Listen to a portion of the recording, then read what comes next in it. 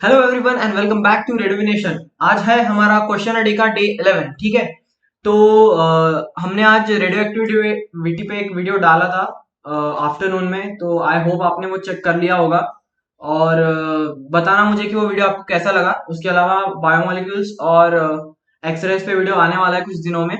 और बाकी लोग भी बताओ यार कि किस चीज पे वीडियो बनाओ, मैं जल्दी बताओ तो मैं फिर उस पे काम करना स्टार्ट कर दूंगा। ठीक है, आपको अगर रेडियो एक्टिविटी का वीडियो देखना है तो आप इस कार्ड पे क्लिक कीजिए, ये कार्ड आपको आपकी सही जगह पे लेके जाएगा।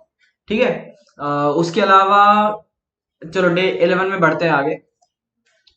तो आज हम देखने वाले हैं मैथ्स में पैराबोलास, और 14 बार पूछा गया है आउट ऑफ 22 टाइम्स, और ये 64% होता है। और मैंने कल बोला था आपको कि हम वर्क पावर एनर्जी में कोलिजन डिस्कस करने वाले हैं, लेकिन एक्चुअली थोड़ा चेंज ऑफ प्लान है यहाँ पे। तो हम डिस्कस करने वाले हैं एनर्जी कंजर्वेशन, क्योंकि हमारा कैलकुलेशन में और नंबर्स में थोड़ी गलती हो गई थी, तो हमको लगा था कि कोलिशन की क्वेश्चन ज्यादा है, लेकिन जबकि एनर्जी कंजर्वेशन के क्वेश्चन ज्यादा थे, तो सॉरी उसके लिए। तो डिस्कस हम आज एनर्जी कंजर्वेशन करेंगे और ट्राई करेंगे कि कोलिजन के क्वेश्चन हम असाइनमेंट में कर ले, या फिर आप खुद से कर लेना। ठीक है, प्लीज उतना आप कर लेना। तो या तो वर्क पावर एनर्जी में एनर्जी कंजर्वेशन के क्वेश्चन जो आए वो आए 10 क्वेश्चन आउट ऑफ 22। ठीक है, उसके बाद हम केमिस्ट्री में देखेंगे ऑर्गेनिक केमिस्ट्री। मुझे भी बहुत बोरिंग लगता है, लेकिन कर लो, मतलब बहुत स्कोरिंग होता है, बोरिंग बट स्कोरिंग। तो या केमिस्ट्री में हम देखेंगे अल्कोहल, फिनॉल्स एंड ईथर। ठीक है, बहुत बार पूछा गया 16 out of 22 times, which gives us 72%। ठीक है, देखो केमिस्ट्री में ऐसा है, अगर केमिस्ट्री में कोई 16 बार भी पूछा गया है टॉपिक तो बहुत ज्यादा हाई वेटेज कंसिडर किया जाएगा, क्योंकि केमिस्ट्री में बहुत ज्यादा टॉपिक्स है, 40 टॉपिक्स है, 40-45। तो अगर केमिस्ट्री में कोई एक टॉपिक है जो 60 बार पूछा जा रहा है, मतलब वो बहुत ज्यादा इंपॉर्टेंट टॉपिक है। ठीक है, उसके अलावा मैथ्स का बता दूं मैं कि हम पैराबोला, एलिप्स और हाइपरबोला तीनों अलग अलग दिन डिस्कस करेंगे, क्योंकि हर बार कोनिक्स के 3 क्वेश्चन आते हैं, और एक क्वेश्चन पैराबोला पे होता है, एक हाइपरबोला पे, एक एलिप्स पे। ठीक है, तो इसलिए हमने सोचा कि तीनों हम डिस्कस करेंगे अलग अलग। ठीक है, तो चलो लेट्स स्टार्ट। ठीक है, तो मैथ्स में आज हम देखने वाले हैं पैराबोलास, और पैराबोलास में हम देखने वाले हैं कि टैंजेंट और equation of chord with mid point. ठीक है, ये दो कंसेप्ट आज हम देखने वाले हैं। तो मैंने आपको बताया कि हम पैराबोला, एलिप्स और हाइपरबोला अलग अलग वीडियोस में कवर करेंगे, लेकिन आप ट्राई करना कि आप तीनों चीजें समझ लो, क्योंकि पैराबोलास के टैंजेंट वाले इक्वेशन बहुत ज्यादा आते हैं, टैंजेंट वाले क्वेश्चंस। तो आप ट्राई करना कि आप टैंजेंट वाला क्वेश्चन अच्छे से समझ लो। ठीक है, उसके बाद चलो क्वेश्चन की तरफ बढ़ते हैं, देखते हैं कि क्या करना है एग्जैक्टली इसमें। ठीक है, तो इसमें दो कंसेप्ट याद रखना है आपको। पहला, equation of tangent to the parabola. तो इक्वेशन ऑफ टैंजेंट होता है मेरा y1 minus of 2a into x plus of x1 is equal to 0। ठीक है, ये नॉर्मल पैराबोला के लिए, y square is equal to 4ax के लिए।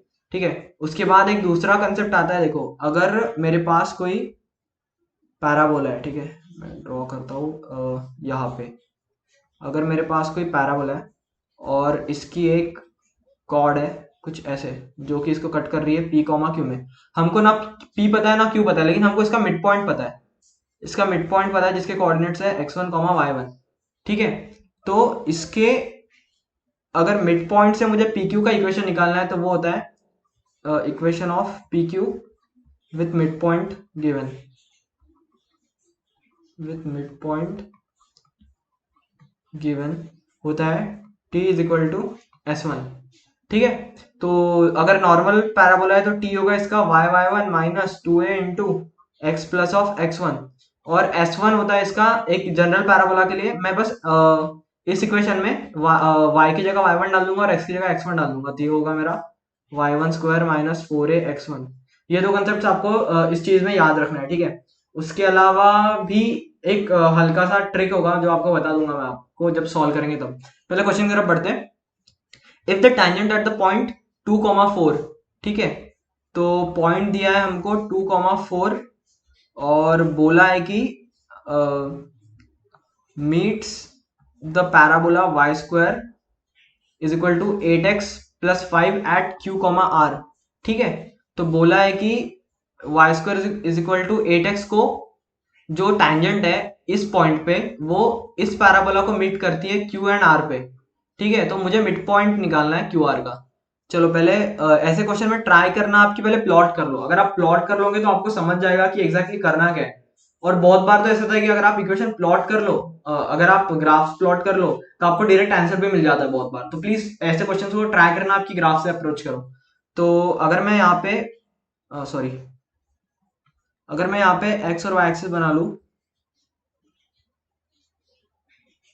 और मेरी दो पैराबोला अभी प्लॉट करूंगा मैं, तो y square is equal to 8x है, इसका 4a इज इक्वल टू 8 होगा, तो a होगा 2। और जनरली ये नॉर्मल पैराबोला ही है, तो इसका ग्राफ कुछ ऐसे ही बनेगा। उसके बाद जो मेरी दूसरी पैराबोला है 8x+5, इसको मैं लिख सकता हूँ 8 इंटू ब्रैकेट x+5/8। तो इसका जो सेंटर होगा वो -5/8 पे होगा, -5/8, 0 पे। तो ये कुछ ऐसे बनेगी, मतलब सेम ही होगी, बस शिफ्टेड होगी लेफ्ट वर्ड्स। तो ये तो पैराबोलास मिल गई। अब देखते हैं कि क्वेश्चन क्या बोल रहा है हमें। ठीक है, क्वेश्चन हमें बोल रहा है कि तुम्हारे पास कुछ 2,4 यहाँ पे एक पॉइंट है जहां से तुमने टैंजेंट बनाई है, और वो इस पैराबोला को दो पॉइंट में कट कर रही है, क्यू और आर पे। तो हमें इस क्यू आर का मिड पॉइंट निकालना है। ठीक है, आपको समझ गया कि करना क्या एग्जैक्टली। मिड पॉइंट को मैं कंसिडर कर लूंगा x1, y1। ठीक है, समझने के लिए मैं मिड पॉइंट को कंसिडर कर लिया हूँ x1, y1। ठीक है, तो चलो क्वेश्चन की तरफ बढ़ते हैं अभी।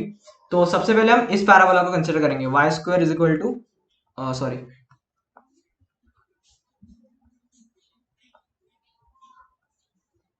सबसे पहले हम इस पैराबोला को कंसिडर करेंगे y square is equal to 8x को। ठीक है, तो अगर y square is equal to 8x है मेरे पास, तो इसकी टैंजेंट एट 2,4, टैंजेंट एट 2,4, इसके इक्वेशन को मैं क्या लिख सकता हूँ, y इंटू वाई वन क्या होगा 4 माइनस ऑफ 2, a क्या निकाला था हमने 2a into x plus of x1। तो ये क्या बना equation 4y minus 4x minus 8 is equal to 0, जो कि देगा मुझे x minus y plus 2 is equal to 0।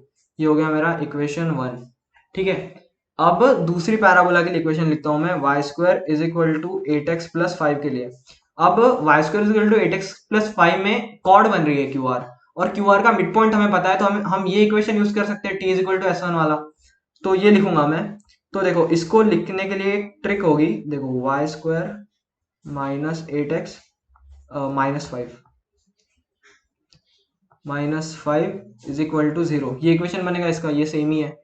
तो देखो इसमें t का इक्वेशन क्या लिखता हूं मैं लिखता हूँ y1 minus 8 into x plus of x1/2 -5। देखो मैंने क्या किया यहाँ पे, आप समझ लो एक बार, ये बहुत काम आएगा आपको। कि मैंने आपको, अगर होमोजेनाइजेशन का कंसेप्ट पता होगा तो ये उससे सिमिलर ही है। मैं यहाँ पे वाई स्क्वायर था, तो मैंने एक y लिखा और एक दूसरा y1 डाल दिया इसमें। उसके बाद मेरे पास यहाँ पे x था, तो अगर मैं एडिशन करूंगा तो x प्लस ऑफ x1 करूंगा तो उसको डिवाइडेड बाय 2 भी कर दूंगा। तो ये इसके t का इक्वेशन होगा, ये आप समझ लेना। ठीक है, और सेम S1 के लिए भी होगा इसके।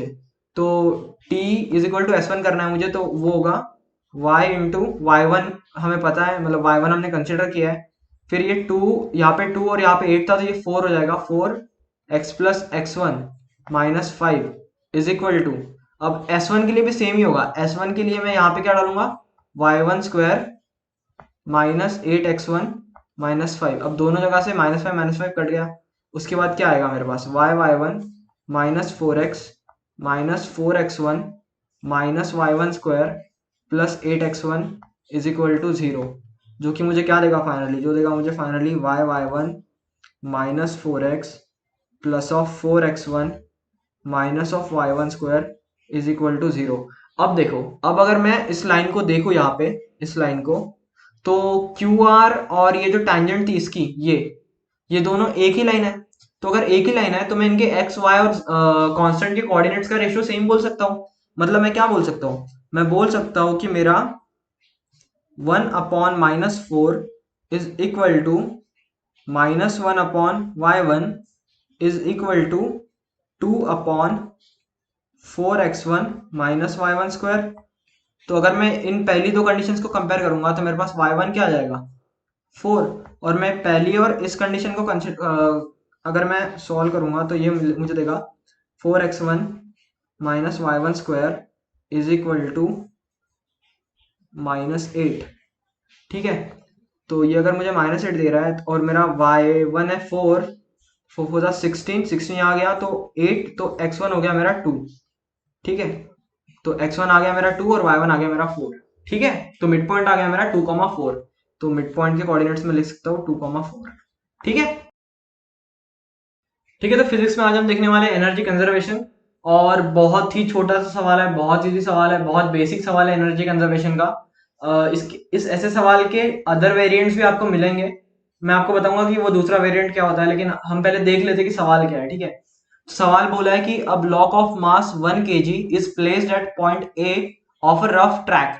ये चीज नोट करने लायक होती है ऐसे क्वेश्चन में। रफ ट्रैक मतलब फ्रिक्शन प्रेजेंट है। Rough track shown in the figure. If slightly pushed towards right, it stops at point B of the track. Calculate the work done by the frictional force on the block during its transit from A to B. बहुत easy सवाल है, मतलब कोई भी solve कर लेगा ऐसे। इसमें एक वेरिएंट ऐसा आता है कि रफ ट्रैक पूरा ना होते हुए कुछ रीजन तक ही रफ होता है। तो ऐसे सवाल भी होते हैं जिसमें कुछ रीजन तक रफ है, उसके बाद स्मूथ है, तो उसके बाद वो एक काइनेटिक एनर्जी से मूव करेगा।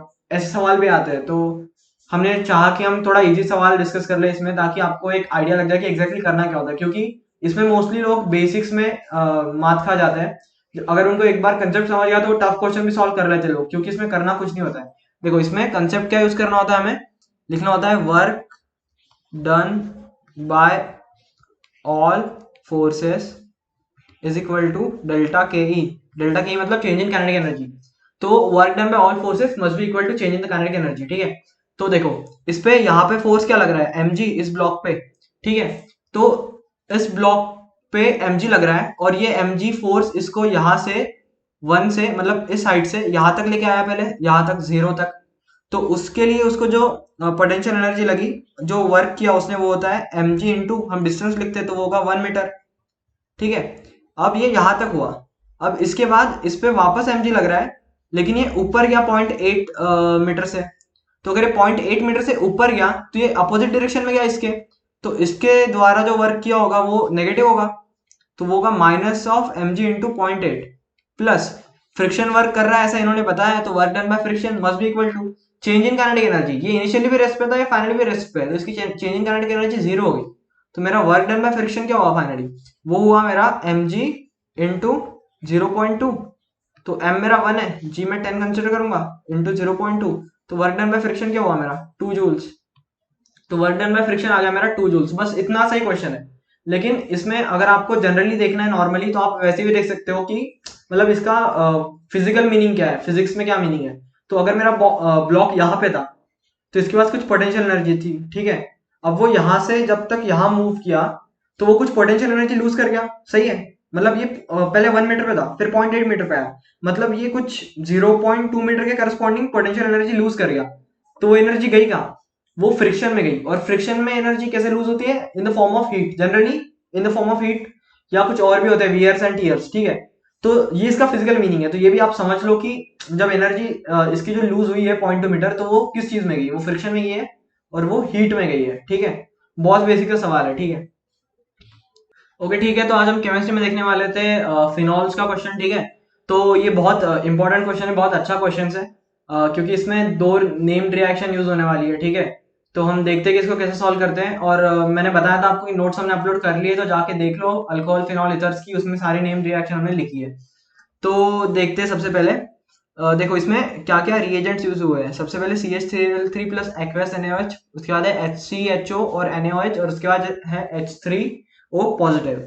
ठीक है, तो सबसे पहले देखते हैं कि सबसे पहले क्या होगा। देखो अगर मेरा ये बेंजीन है, इस पे OH ग्रुप लगा है, नीचे Cl लगा है, अगर अगर इसमें मैं CHCl3 एक्वस NaOH डालूं, तो ये रिएक्शन जो देता है उसे हम कहते हैं रीमन तीमर रिएक्शन। इसका प्रोनाउंसिएशन मुझे भी नहीं पता क्या होता है एग्जैक्टली, अगर किसी को पता होगा तो प्लीज बता देना कमेंट सेक्शन में। तो रीमन तीमर रिएक्शन देता है। तो इसमें क्या होता है, इसमें एक्चुअली जो फिनॉल होता है उससे हम अल्डेहाइड बनाते हैं, सैलिसाइल अल्डेहाइड बनता है। तो वो कुछ ऐसे बनेगा, यहाँ पे OH वैसे ही रहेगा, यहाँ पे Cl वैसे ही रहेगा, और यहाँ पे एक CHO ग्रुप लग जाएगा। ठीक है, तो ये हो गया एक, ये रिएक्शन मिल गई हमें।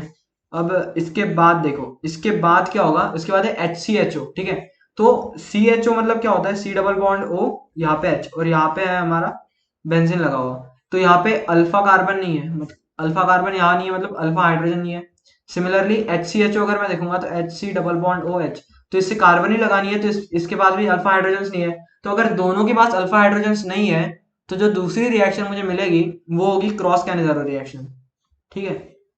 तो क्रॉस कैनिजारो रिएक्शन में क्या होता है, क्रॉस कैनिजारो रिएक्शन में देखो, अगर मेरे पास ये यहाँ पे OH है, यहाँ पे CHO है, यहाँ पे Cl है, और इसमें मैं ऐड कर रहा हूँ HCHO, तो ये मुझे देगा,